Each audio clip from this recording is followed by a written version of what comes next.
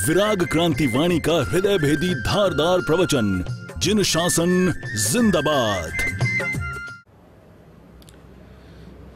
जय गिरिराज आदिनाथ। आज की 1 तारीख मेरे जिंदगी की एक यादगार तारीख हो गई, क्योंकि सुबह से इतने सारे कॉल्स शायद हमारे कार्यकर्ता को 1 मिनट की भी फुर्सत आज नहीं मिली होगी, क्योंकि दोनों प्रकार के कॉल्स आज आ रहे थे। एक तो जिनको तकलीफ थी वो भी, और नंबर 2 कि जो हेल्प करना चाहते उनके भी कॉल्स आ रहे थे कि गुरुदेव कुछ भी काम हो तो हमें बताना। कल आपका जो प्रवचन 2 दिन से हमने सुना है, इतने दिन से हम सुन रहे, हमारे भी मंडल ने, हमारे ग्रुप ने मीटिंग कर दी है कि गुरुदेव कुछ भी काम होगा तो हमको आप बता देना। तो इतने सारे कॉल्स, मुझे बड़ी खुशी है कि मैंने जो सोचा था उससे भी ज्यादा अधिक मंडल, ग्रुप, संस्था जुड़ रहे हैं। यही तो हमको करना है। जो बिखरे हुए मोती है उन मोतियों की माला बनानी है। हमारा काम कोऑर्डिनेशन का होता है, गुरु यही काम करते हैं। सभी शक्ति जो अलग अलग बिखरी हुई शक्तियों की सबको जुड़कर एक महाशक्ति बनाने का काम हम सद्गुरुओं का होता है।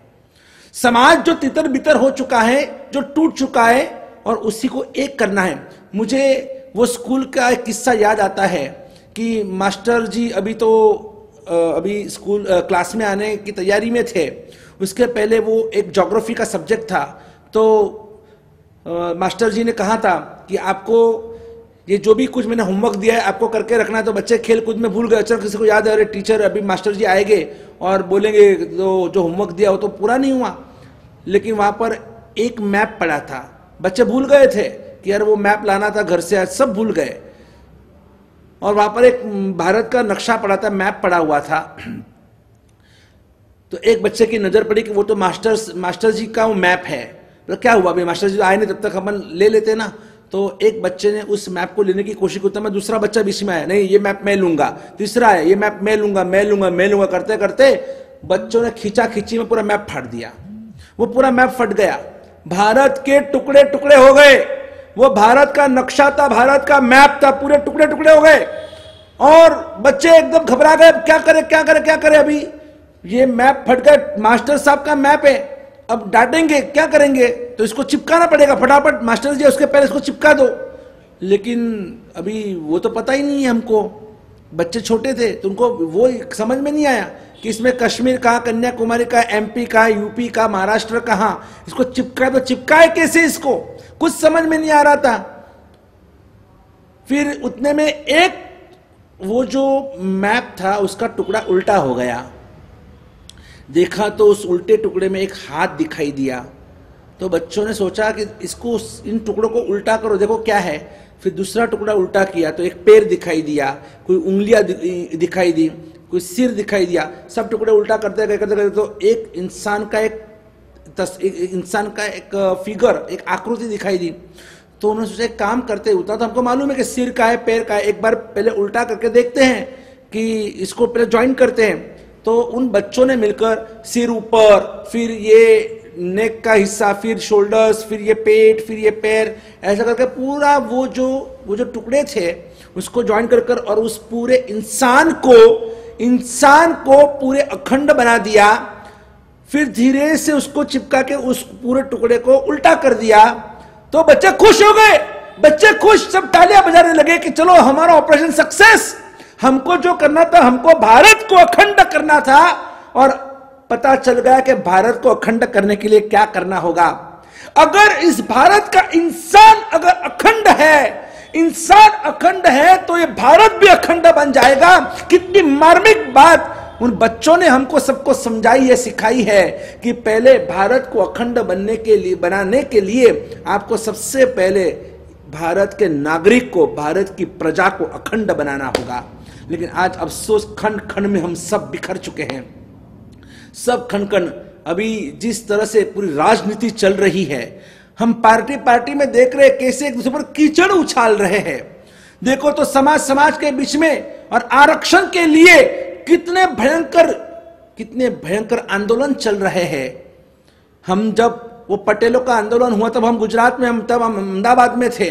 हमने देखा है वो सब आंदोलन लाखों की संख्या में, और रिजर्वेशन कोटा के लिए, आरक्षण के लिए किस तरह से लोग रास्ते पर, कभी गुर्जर का आंदोलन तो कभी ये पटेलों का आंदोलन, कभी मराठा का आंदोलन, कभी सब आंदोलन इस देश में चल रहे।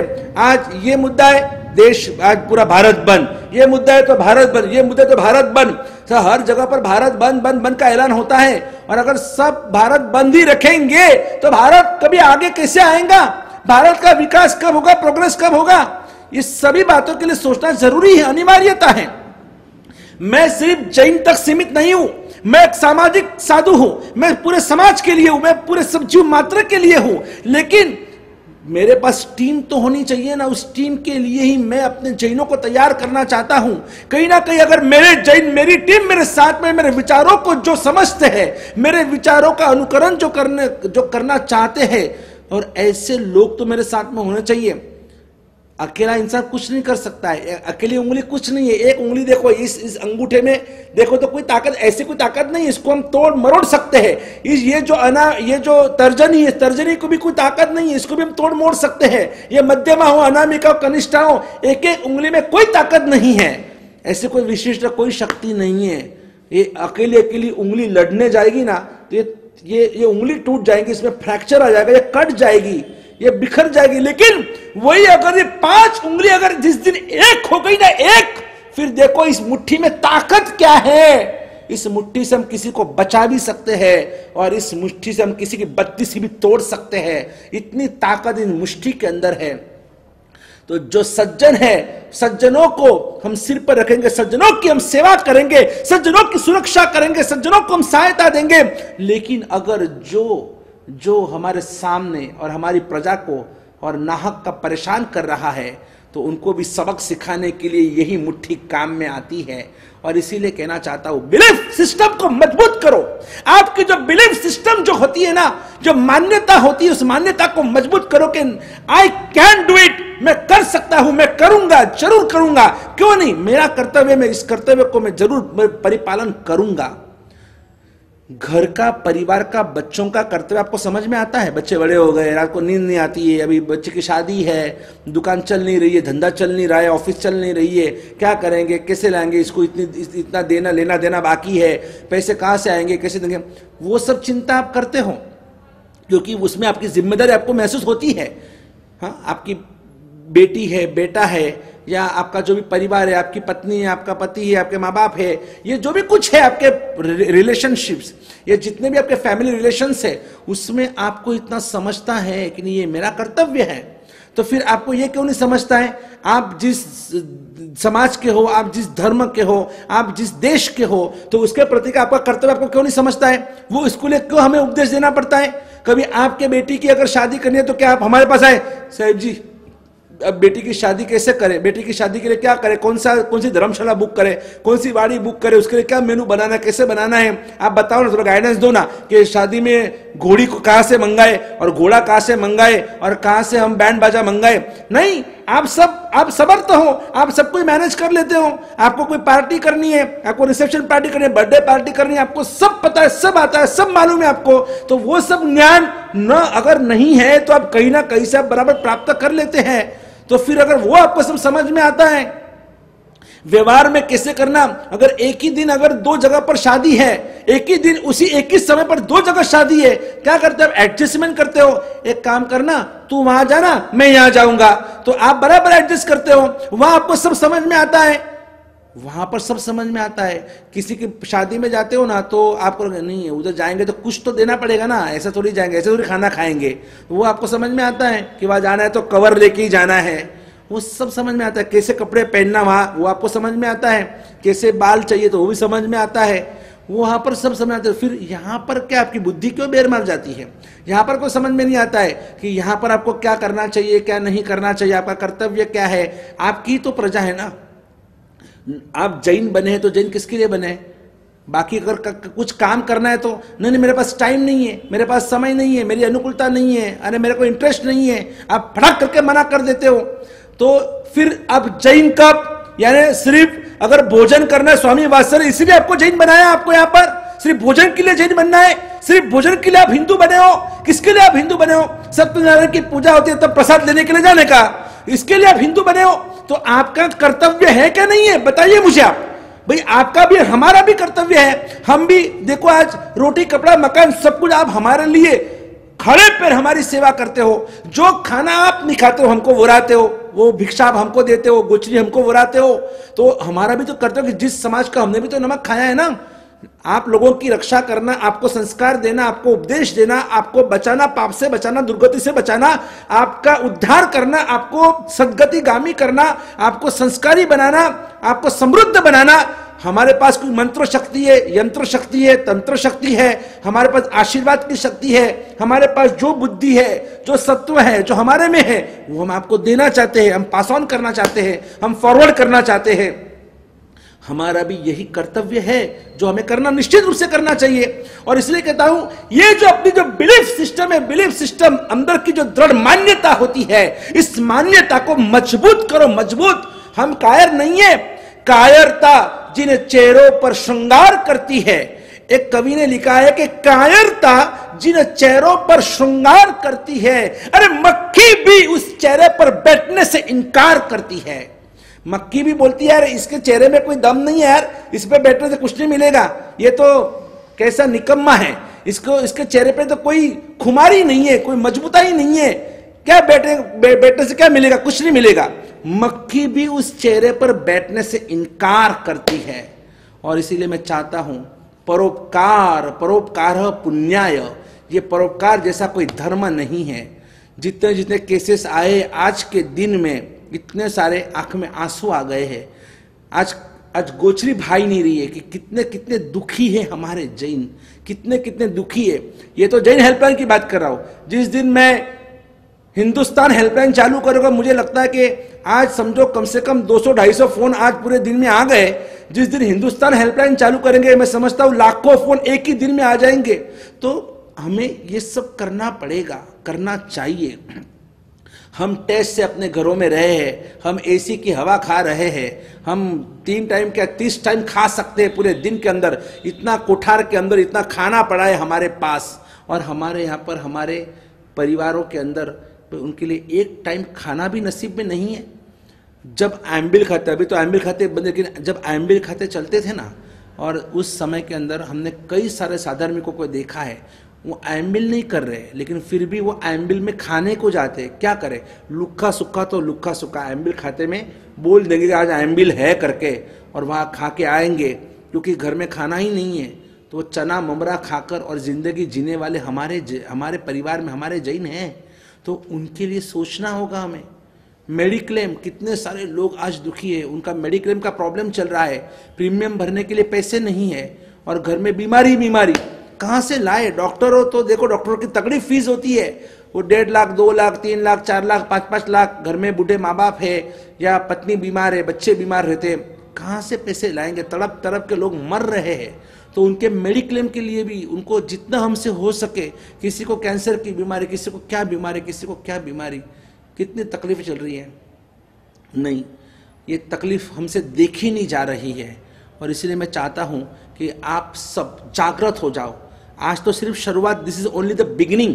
और अगर बिगिनिंग इतनी खतरनाक है तो अभी हमको आगे और बहुत कुछ करना है। एक दिन वो लाना है, एक दिन वो लाना है। इट्स गुड टू हेवन, किसी चिंतक ने लिखा है, it's good to heaven, it's good to heaven after you die.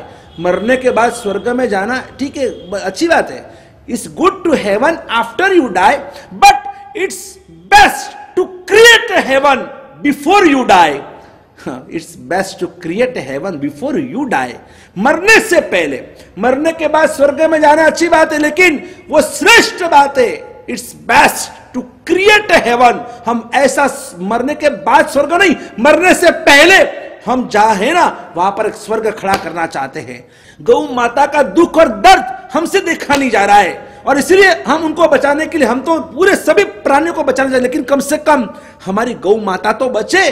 पूरा हिंदुस्तान के जो 100 करोड़ हिंदू जिस गाय को गाय मां के रूप में मानते हैं, और वही मां कट रही है। आज समझ लो कि अगर वो गाय मुसलमान की होती तो क्या किसी हिंदू की मजाल थी कि उस गाय को हाथ लगा सके।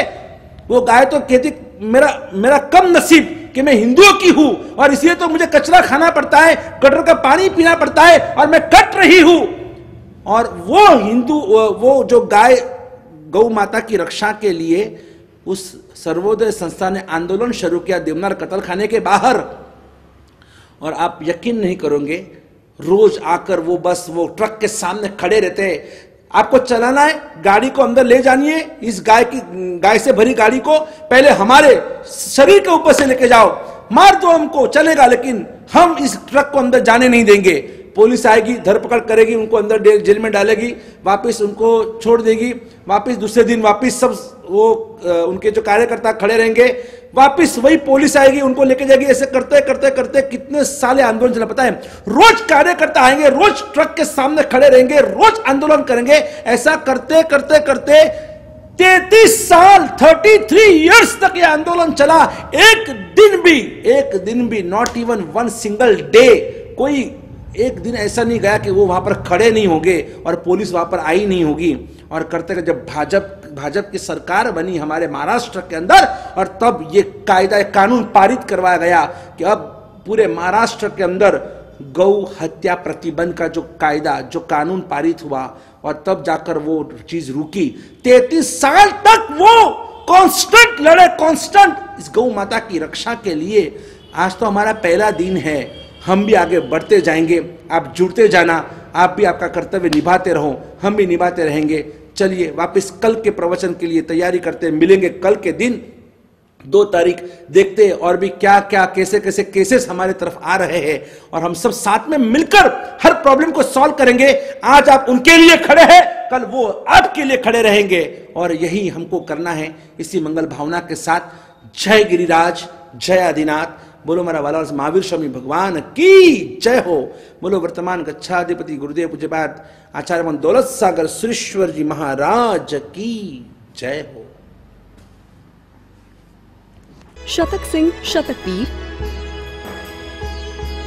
सुविशाल गच्छाधिपति पूज्यपाद आचार्य देवेश श्री दौलत सागर सूरीश्वर जी महाराजा के जन्म शताब्दी अनुमोदनार्थ ऐतिहासिक 36 महाअनुष्ठान महोत्सव समिति पुणे।